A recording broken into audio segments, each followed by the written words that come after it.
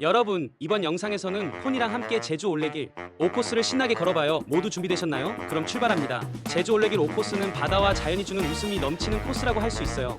길을 걷는 내내 깜짝 놀랄 풍경과 재미난 이야기들이 가득해서 발걸음이 지루할 틈이 없죠. 자, 다 함께 제주 올레길 5코스를 여행해봅시다. 모험은 남원포구에서 시작됩니다. 이곳은 잔잔한 어촌 마을 포구인데요. 아침 바다의 고요함이 시작되는 순간 여러분은 진짜 여기서 뭐 할 수 있을까? 라는 생각을 하게 될지도 몰라요.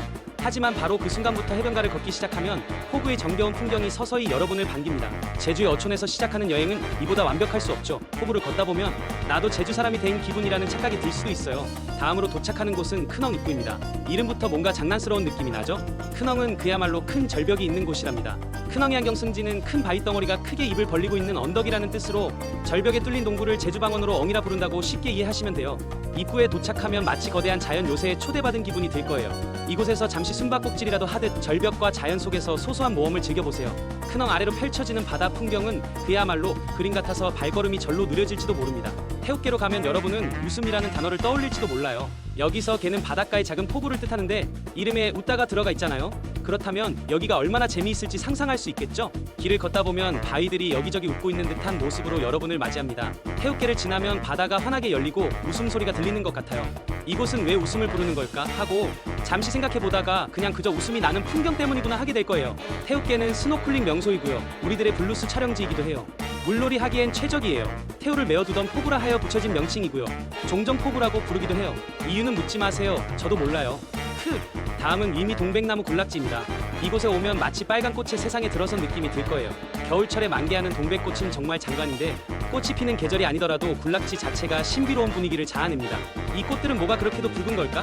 하고 물어보면 동백꽃들이 그건 우리만의 비밀 하고 답할 것만 같아요. 이곳에서 사진을 찍으면 마치 붉은 바다에 빠진 듯한 기분이 들 수 있답니다. 이르면 11월 말부터 다음해 2월과 3월에 만발하는 동백꽃은 겨울 관광객을 열광하게 해요. 동백은 품종이 많아요. 따지기 좋아하시는 분은 제가 네이버 카페에 잘 정리해서 동백꽃 종류별로 설명 달아놓을게요. 피는 시기도 틀리고 꽃봉우리도 조금씩 틀려요. 제주 동백도 있고 일본에서 가져온 것도 있고 세계 여러 나라의 동백들이 많답니다. 다음으로 도착하는 세천포구는 살짝 조용한 분위기지만 그 속에 깊은 매력이 숨어 있어요. 고요한 물결이 여러분을 환영하는 이곳에서 잠시 발을 멈추고 주변을 둘러보면 아, 이게 진짜 힐링이구나 라는 생각이 절로 듭니다. 세천포구의 물결은 잔잔해서 사람들에게 마음의 평화를 가져다 주는데 포구 주변을 둘러보며 작은 물고기들이 헤엄치는 모습을 관찰하는 것도 재밌죠. 특히 해질 무렵 붉게 타오르는 노을빛이 바다 위로 드려지는 모습은 말로 표현할 수 없을 만큼 감동적이에요. 마치 시간을 멈춘 것 같은 기분을 주는 이곳 세천포구에서 진정한 쉼을 누려보세요. 그 다음은 신기한 이름을 가진 넛빌레를 지나가게 됩니다. 이름에서부터 넓고 평평한 땅이 연상되지 않나요? 맞아요. 이곳은 진짜 넓디 넓은 평원이 여러분을 반깁니다. 넛빌레를 걷다 보면 바람이 머리카락을 살랑거리며 제주도의 시원한 공기를 마시게 해주는데 마치 영화 속 주인공이 된 듯한 기분을 느끼게 하죠. 이 넓은 곳에서 뭘 할까? 라는 생각이 들 때쯤이면 그냥 바람과 친구가 되어 걷기만 해도 충분히 행복하다는 걸 깨닫게 될 거예요. 다음은 망장포입니다. 이름만 들어도 뭔가 보물 같은 풍경이 떠오르지 않나요? 망장포에서는 마치 바다가 여러분을 위해 깔아놓은 푸른 융단 위를 걷는 듯한 기분을 느낄 수 있습니다. 바다 위에서 파도가 부딪히는 소리와 고요한 어촌의 풍경을 함께 느낄 수 있는 이곳은 올레길 5코스의 보석 같은 존재죠. 망장포에서 잠시 쉬며 바다와 교감하다 보면 마음이 절로 평온해집니다. 지금은 보잘것없이 보여도 고려조 마렵의 몽골의 직할지였을 당시 이 포구를 통해서 제주에서 세금을 거둬들인 물자와 말 등을 원나라로 수송했던 데서 연유한 이름으로 일제강점기에는 강장포라고 불렀다고 해요.